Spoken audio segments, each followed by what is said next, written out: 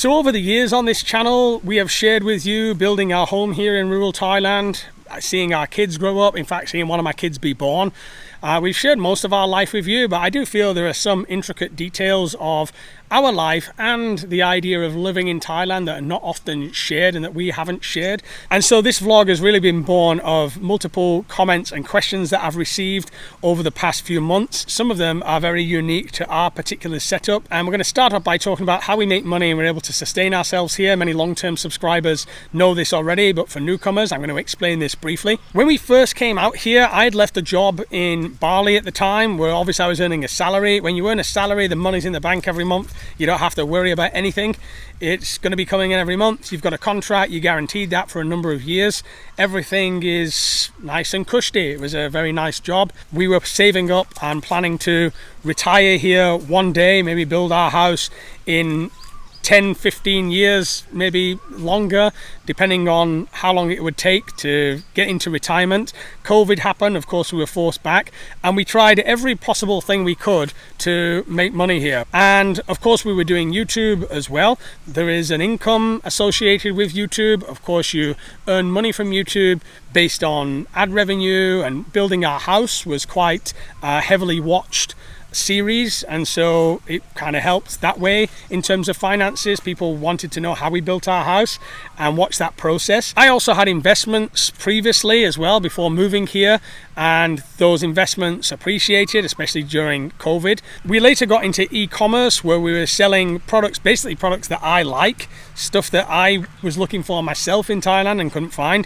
so decided to go and meet with suppliers and produce these products myself and put them available on Lazada. A lot of our subscribers buy our products because they can know and trust it is what it says it is. Mainly we sell a lot of honey, we sell a lot of ceremonial grade cacao, we sell a number of fruit and vegetable powders as well. So that e-commerce site took off and it is our main business now. We ship from home.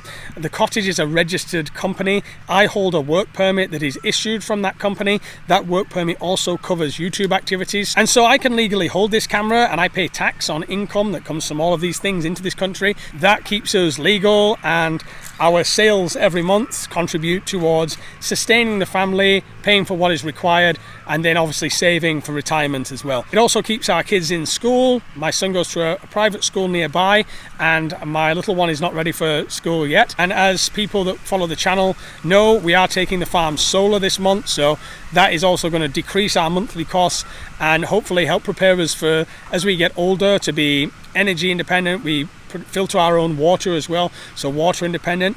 The reason I do that as well is because when things are good, when you're young, you can be making money, but maybe I got a disability, maybe something happens to me and my kids, my family are here and they don't have a big income, and so I want to make sure that the kids are set in terms of energy independence, or if we have a disability in energy independence, so at least that the monthly bills would be like zero because there's no rent on our place and there'd be no electricity bill and no water bill. And so when it comes to income and money and sustaining the farm, that is it. And so now I'm going to tell you a little bit more about food. Food's quite a big one. A lot of people ask about it, believe it or not. For me, I've never found it that interesting. It's only recently that it's woken up in my psyche as something like massively important and interesting. So just before we get back to today's vlog, I'd like to mention our partner on this video. It's Safety Wing.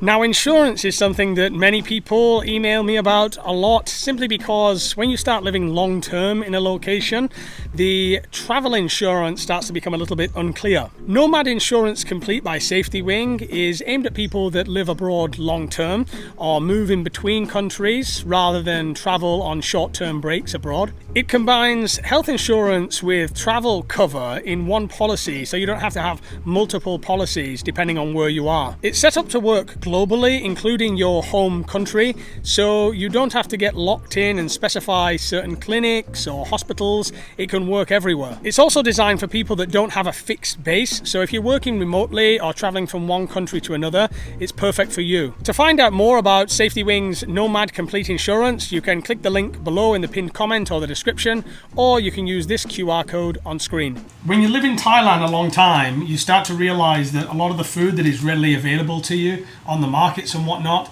is not very healthy.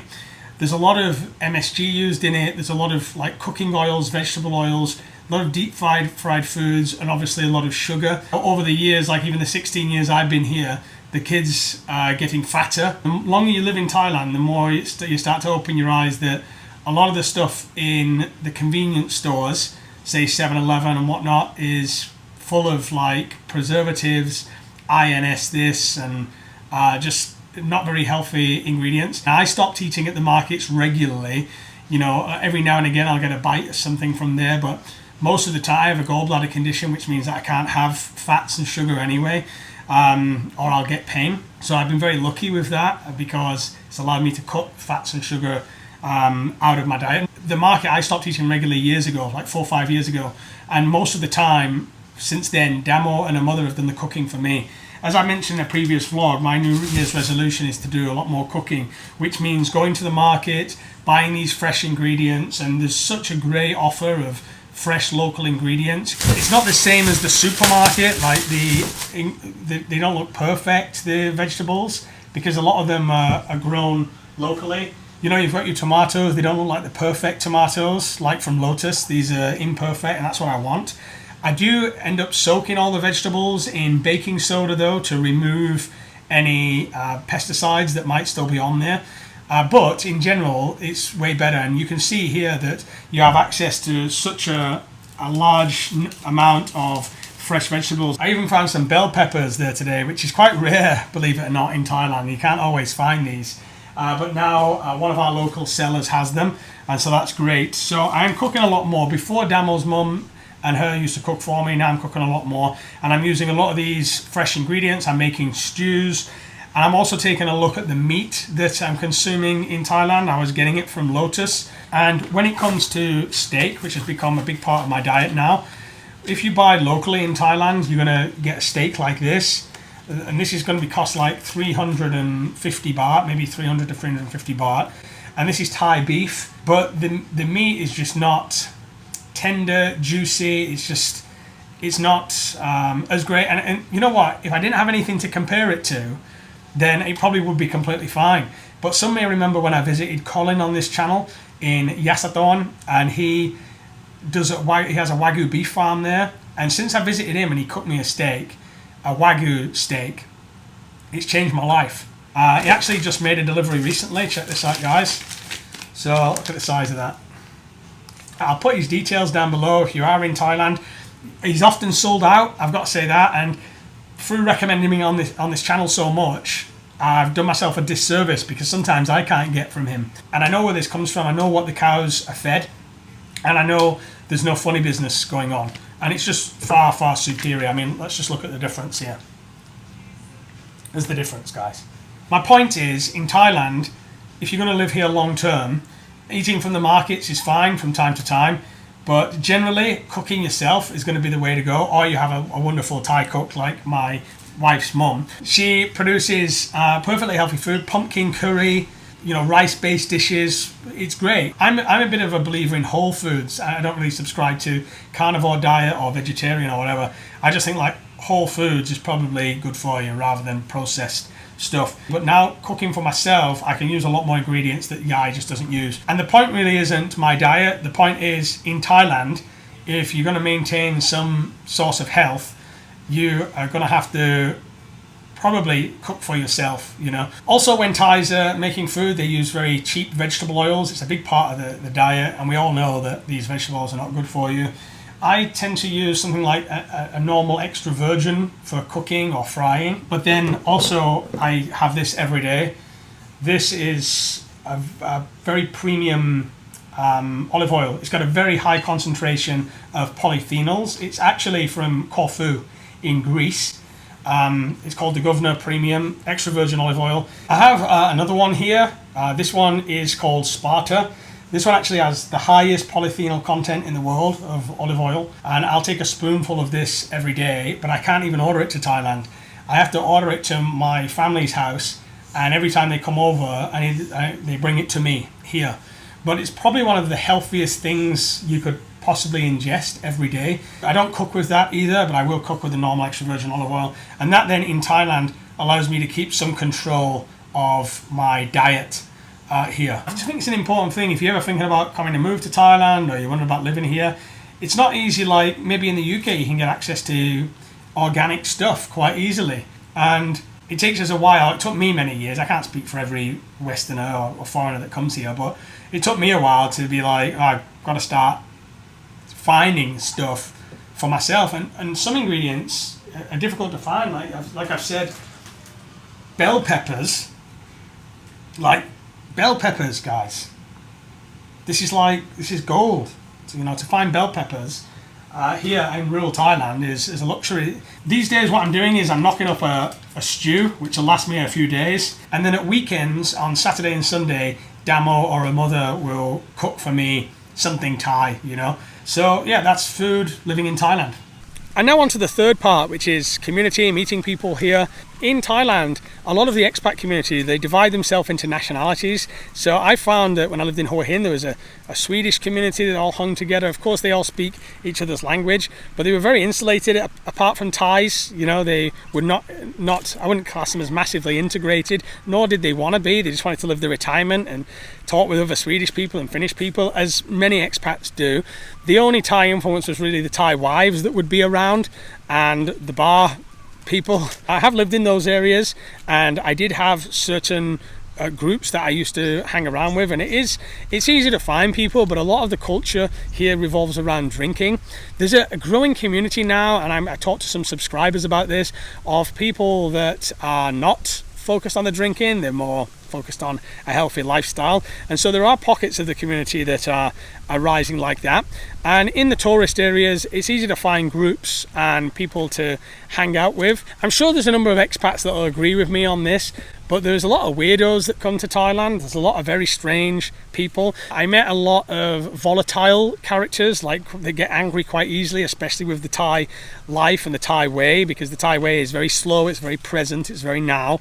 It's not like pre-planning in advance. It can be a little bit unorganized sometimes. So you have to be aware that there is quite a bit of dysfunction as well, and you want to be careful who you get to know and who you hang out with in terms of expats, but not just expats. You also want to be careful that you hang around with the right Thais. I think a lot of people underestimate Thais. Some look down on Thais as if their culture was better. I'm from the West and you're just Thai.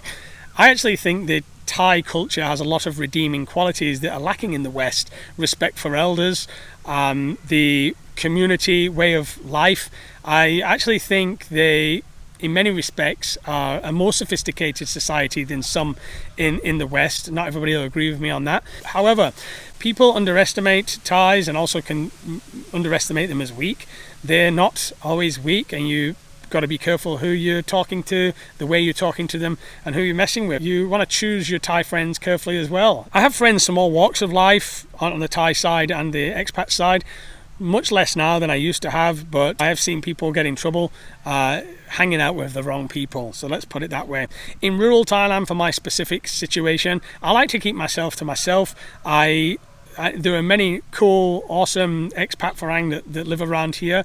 I say hi to them, if I see them in the supermarket or something, but I don't tend to socialize. A lot of it revolves around drinking and stuff like that. And I didn't really come out here to socialize. I came out here to live with my family in peace and privacy, and we are a little bit antisocial. We like just our own space. We don't have guests or visitors. We don't particularly want guests or visitors. We just want to do our own thing as a family, separate from people. I don't know why that is. I can't tell you why that is. It just is for us, and it's not a reflection negatively on other people. It's just the way we are as people. And so next is our living arrangement between my wife and I. I'm asked about it a lot, and I have described it a couple of times, but I get the sense that because of the questions I receive in the comments and the criticism, that I haven't got deep enough with it or really explained how it works. My wife and I live separately. She lives in the cottage, and I have a separate, I guess you could call it like a granny annex.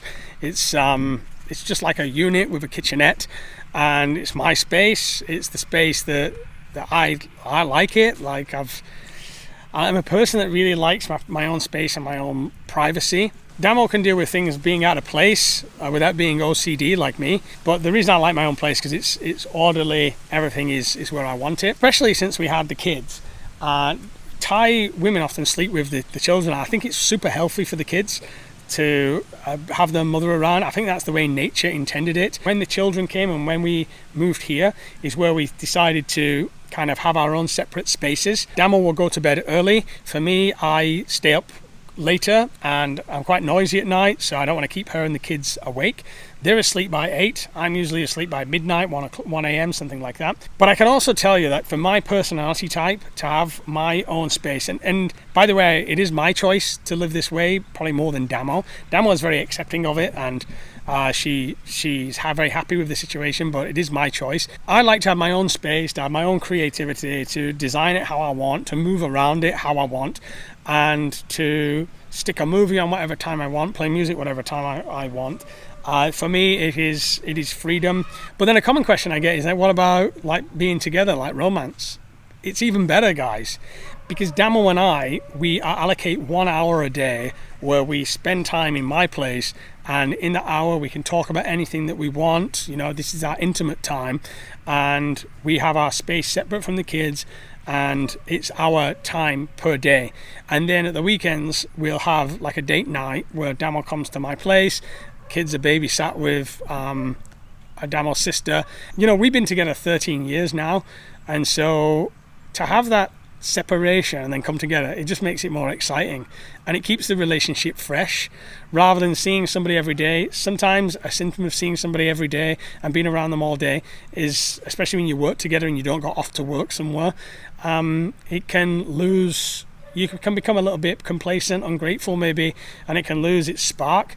We've managed to maintain our spark for so many years because this is what we do. You know, we make it fun, we make it exciting, we make it young, we make it fresh. And that's what works for us, and that's why we live separately. And so I think, you know, the major things is, you know, money, food, relationships, and community. I think they're the 4 issues that are maybe not fully spoken about or haven't been spoken about on this channel, so I've been happy to share them with you today, and I hope you've had a bit of an insight into our life and maybe how yours might be if you were living in rural Thailand. Definitely not for everybody here. I thrive here, I love it here. It's a new adventure to me every day. The quintessential thing about it though is one word, is freedom. For me, my life has been a pursuit of freedom from systems, freedom from hierarchy. You know, of course, I'm not free of all of those things. I still have to make money. I still have to follow government bureaucracy and regulation. I still have to submit my paperwork, do my work permit, do my visa. All of this stuff I have to do. But this is about as far as I feel I've been able to push outside of living outside those systems, to be able to work when you want, eat what you want, take a break when you want, be with your kids when you want, travel when you want. That's what it's been about for me, and I know that many of my subscribers share those same ideas. Many don't. What works for me doesn't work for you, and what's worked for me as an expat doesn't work for all expats here. Many people love the city. You know, there's some that love the Pattaya, the lights, the nightclubs and things like that. It's a very different type of lifestyle, but that's what works for us, and I hope it's been a little bit insightful on today's vlog, and I hope you're all well.